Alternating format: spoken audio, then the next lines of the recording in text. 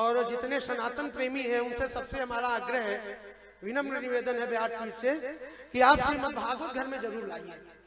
साक्षात भगवान श्री कृष्ण का वांगमय स्वरूप है। देखिए 12 स्कंद हैं, 335 अध्याय है और 18,000 श्लोक हैं। ये 12 स्कंद क्या है? श्रीमद् भगवद गीता कुरुक्षेत्र में जो अर्जुन को उपदेश दिया था केवल वहां तक है वो, और ये जीवन दर्शन है। इसमें जो 12 स्कंद हैं उनके बारे में आप चर्चा सुनिए। स्कंद माने अंग, भगवान श्री कृष्ण का वांगमय स्वरूप है। वांग वाणी। उद्धव जी के कहने से जब गोलोक धाम जाने लगे, जरा नाम के बहेलिये ने उनके मर्म स्थल पर जब तीर मारा, गोलोक धाम जाने को हुए तो उद्धव जी हाथ जोड़कर खड़े हो गए।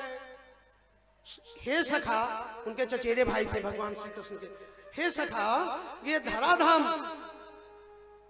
संपूर्ण धरा दुष्प्रवृत्तियां प्रभावी हो रही हैं कि कलयुग का आगमन हो चुका है, जीव का कल्याण कैसे होगा? भगवान ने बड़े ध्यान से उनकी बात को सुना और कुछ ही देर बाद हमको अपने संपूर्ण तेज को कान्हा ने समाहित कर दिया। तो जो इसका श्रीमद् भागवत में जो 12 स्कंद है, 12 स्कंद है, उसमें प्रथम और द्वितीय स्कंद, 2 स्कंद भगवान के चरणार बिंदु का स्पर्श कराते हैं और उनका दर्शन कराते हैं। फिर तीसरा, तृतीय और जो चतुर्थ स्कंद है भगवान की जंघाओं का स्पर्श और दर्शन कराते हैं। फिर उसके बाद पंचम और षष्ठम स्कंद भगवान का उदर भाग का स्पर्श और दर्शन कराते हैं। फिर नवम और जो 10वां स्कंद है वो वक्षस्थल है, भगवान का हृदय है।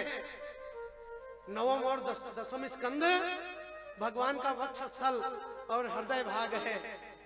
और 11वां स्कंद ग्रीवा है और 12वां स्कंद भगवान का शीश है, ललाट है, उसका दर्शन कराते हैं। बोलो भागवत भगवान की जय हो। ऐसे भागवत भगवान हैं। इसमें 12वां स्कंद भगवान के संपूर्ण अंगों का दर्शन कराते हैं। श्रीमद् भागवत का जब भी आप रसपान करें, ये कथामृत है, इस अमृत का पान करके आपका जीवन निश्चित रूप से इसमें बदलाव आएगा, इसमें परिवर्तन आएगा, तापत्रय विनाश आएगा।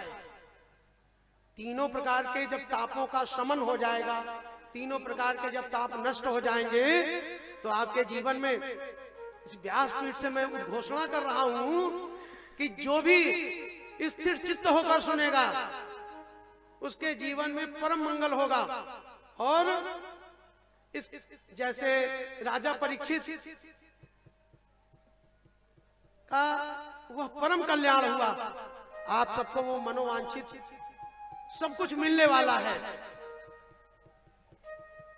जब गोकर्ण धुंधकारी को सुना रहे थे तो धुंधकारी को 7 गांठें जो बांस था उसमें सूक्ष्म रूप से प्रवेश करवा दिया। एक दिन की जब संपूर्ण होती थी कथा, एक गांठ फटती थी, दूसरे दिन की दूसरी गांठ, तीसरे दिन की तीसरी गांठ, 7 दिन की जब कथा संपन्न हुई तो 7 गांठें फटकर धुंधकारी दिव्य रूप में प्रकट हो गया। और वैकुंठ धाम से भगवान विष्णु के पार्षद उसको लेकर विमान से जा रहे हैं। तो गोकर्ण क्या कह रहे हैं, प्रभु सुना तो सबने है लेकिन विमान उसी के लिए क्यों आया?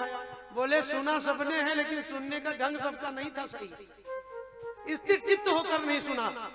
बोले फिर इन सबका कल्याण कैसे हो? बोले दोबारा श्रीमद् भागवत का अनुष्ठान करो।